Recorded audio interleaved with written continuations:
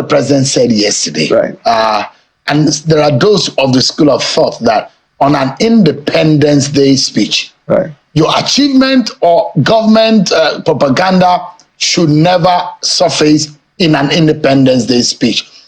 Maybe the writers are not thinking in that line or not. Those who think that Independence Day, you're supposed to be talking about Nigeria's unity, the effort of the heroes that put the nations together, that helped form help with the independence, and those who thought that Independence Day should be talking about Nigerians and not about what a government is doing. There are other days for that. And in fact, when the president has said ways and means, there are a lot of people said that is not correct. You see, if you look at our code of arms, you will see the creed: unity and faith, peace and progress. Any of these areas, you can outline them or talk about them in your independence speech. So unity and faith might be about unity, about Nigerians, about just like the America they call the State of the Union. But peace and progress also talks about the progress as a country we've made so far. And if you look at his speech, he actually touched on them. He talked about how we have come away from what would have destroyed Nigeria in the 60s, I think 1966 or so, the Civil War. And talk about the progress we've made, talking about how to avoid what will create a problem for Nigeria.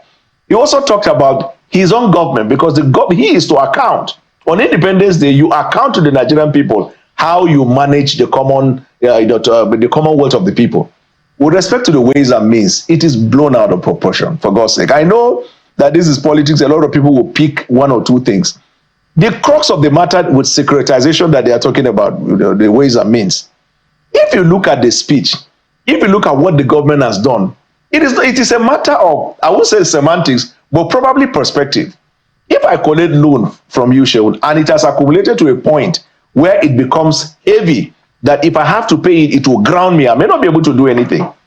If I reach agreement with you and then securitize it and then spread it over a period, 30, 40 years, where I'm going to be paying annually, but in such a manner that it will not even affect me at all, it will be safe for me to assume that I've addressed that problem. Because now I don't have to have high blood pressure. I don't have to have sleepless night. But then the other person is saying, you should have told us that you actually carried the money and give it back to the central bank. So it is a matter of perspective. The president was right on point. The president was not right by saying he has cleared it. Is he right? He has addressed the problem. But he saying he has cleared it is not true. No, but what I'm saying is, now whether you call it cleared or address the problem, the whole idea of loan is burden. And so if you collect a loan that creates a burden that makes it impossible for you to move, your prayer and pursuit will be to deal with that situation so it does not impede on your progress. Now, this ways and means has been, a portion of it has been securitized, right?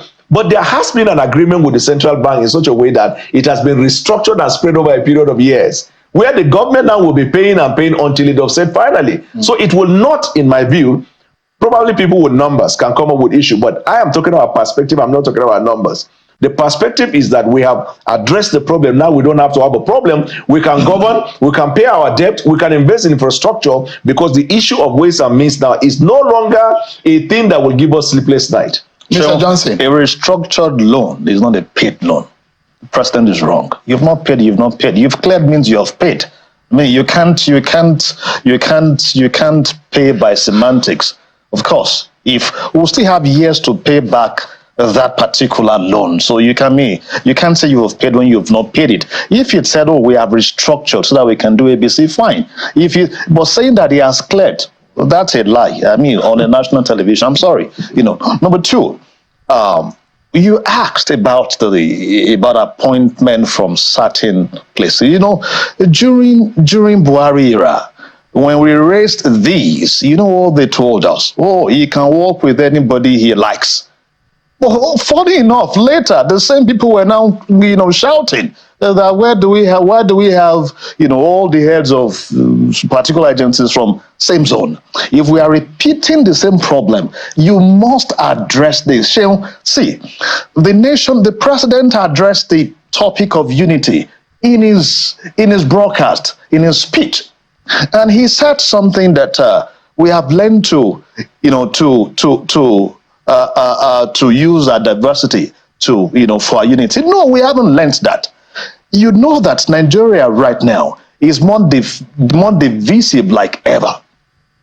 So it would have been a time for the president to demonstrate, leadership in bringing people together, in unifying the country by ensuring that you don't have so much noise of marginalization of some people. Now, we have laid the foundation for a country that when each man gets there, he wants only his own person. He wants it's not just the president. If you put a man in an office today, go check the list of appointments, the list of those he will employ there. They will probably come from more from his religion, more from his own place and all that.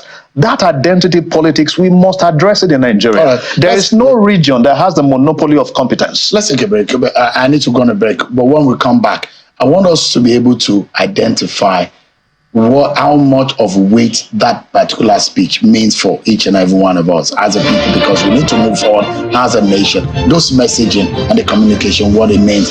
I'll get your final thoughts, Jen. You heard what Professor Party told me. Yeah. I said, and I've heard some people say that what President Tinubu wants is to be the Lee Kuan Yew of Nigeria, the man that will change things around. But the question is, Mr. Bwala, are we on that path in doing that? There are those who will say maybe we are far away and we're not on the right path. We are very much on that path, and I will tell you. Part of the characteristic of Lee Kuan Yew at the time was that when he came on board, he initiated a reform. Go and study when he began. The first few years of his reform agenda and reform processes, it was very tough for that country. Understandably so. Anytime you are introducing a reform or what we call a reset in this given circumstance, especially when you know where we're coming from as a nation, fundamentals of our economy was going down at the time President Bwala Tinubu came, you will know that we are on that path. And why do I say that? If you look at the last 2 quarters, for example, look at the data coming from the data house of Nigeria. The inflation, you have seen a growth and a progressive growth. Now, in terms of the security, like you find in the speech of Mr. President, he talked about the progress we've made in restoring our people to their displaced lands, the killing of the Boko Haram and the bandits. When you talk about the return of the displaced people, I come from Borno State, and I can tell you lots of communities in my state have been restored to their homeland. The natural disaster response, you saw the zeal and the commitment of the president. He had to abandon the hunger to be able to come empathize with the people and then begin this process of dealing with the aftermath of that. Now, part of the issue we talk about the economic situation. Look at these displaced people in our area where we had this flooding. It has taken away the crops of the people, and it will have a consequential effect in food production. Now, look at the foreign investment. When in his speech he talked about the 30 billion investment that we've secured, again, like I said, it's a matter of context. If you want us in the next speech to put it in a way where people will understand in their own language, that's a different thing. But what he is saying, even with respect to the $30 billion investment, is that we secured commitment in that regard. How else do you want him to talk? You see, I know Nigerian people are one, and that's where our focus is. But then we also have the opposition. This is our attitude towards government. We look at Nigeria as a whole. We are guided by the impact on our people and how to change them. We listen to the opposition because the opposition also teach you how to stand right. When it comes to economy, we have our policies, but then we gauge that in pari passu with the perspective of economic experts. And you've been bringing them to your table here. Almost all the economic experts I have personally listened to that came here, there is an acceptance, an admittance of one fact, that the decision the President Bwala Tinubu took with respect to the reform of the economy was okay. What they have been arguing is the modality, the implementation strategy. And understandably so, economy is a theory. It's just like a law. You apply an economic theory. If it doesn't work, you change the theory. And that's why people have emphasized this point of the IMF. IMF is given to you with policy.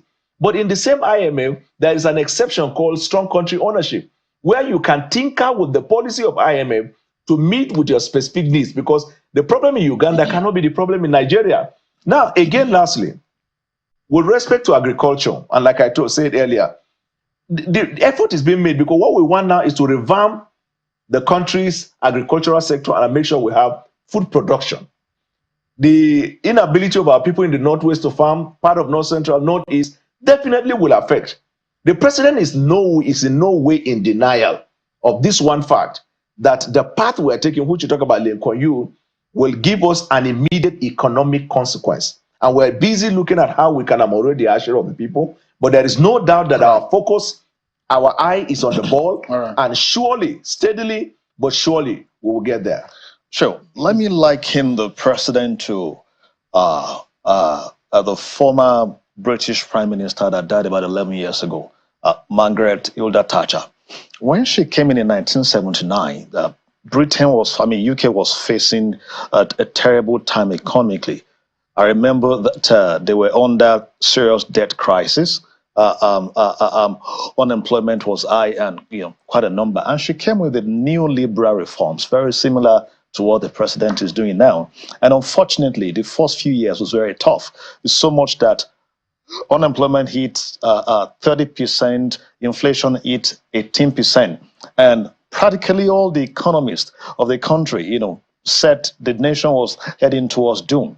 A leak came out where the Queen said that her policies were uncaring, confrontational, and socially divisive. But guess what? 3 years after 1982, things changed. Inflation came to about 8%. Unemployment got reduced. There was economic boom. I want to believe in my country. I'm optimistic that these policies will work. However, let me create the caveat. Remember, last year in this same studio, we supported a subsidy removal. But I told us that we have economic insecurity that we should face. And I mentioned agriculture as the number one thing we should face. Really, I think you should. Okay. Yeah. And I said that because of the policies of subsidy removal and the unification of an exchange rate, that we will face increase in prices. And one item that will affect most is food. That we can't rely on food importation. And knowing well that for some 7-8 years, we've been having backlog of production in agriculture.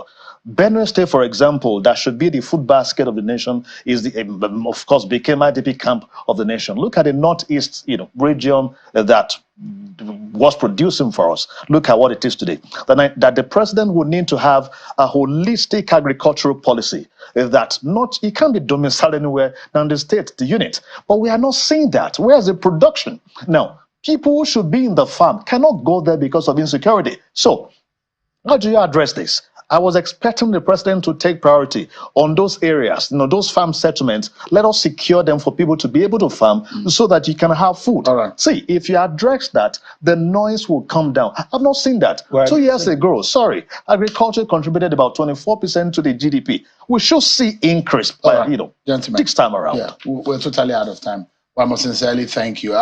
Mr. Bwala, it's good to see you again. Thank you. And call our legend. The last time I was here was in January when you attacked me. I'm here. I didn't attack you. But guess what? Yeah. Good job. Yeah. Doing a good job. It's difficult. All right. Let me, just before we close, gentlemen, something in River State is happening, and it does look like, though, if you're a resident in River State, you might have some time to get out of work. So the governor, Similayo Fubara, has made a broadcast. Let me allow you to listen. It's about the local government election. There is public holiday. Isn't that good news for you, Rivers? Take a listen. Over 10 states in Nigeria have conducted local government council election using the 2023 INEC voters register since the Supreme Court judgment, and Rivers State cannot be an exemption. As the governor of Rivers State, I swore to uphold the Constitution of Nigeria and abide by the rule of law and the principles of democracy. I hereby declare Thursday and Friday, the 3rd and 4th of October 2024, a public holiday for citizens to travel to their communities and participate in the election.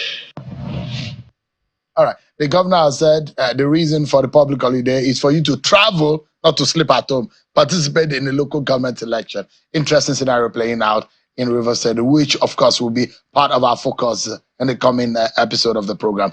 Daniel Bwala, thanks so much indeed. Kola Jason, thank you so much, gentlemen. That's our show for tonight, everyone. Many thanks for watching. I'm sure Kimale. God bless Nigeria.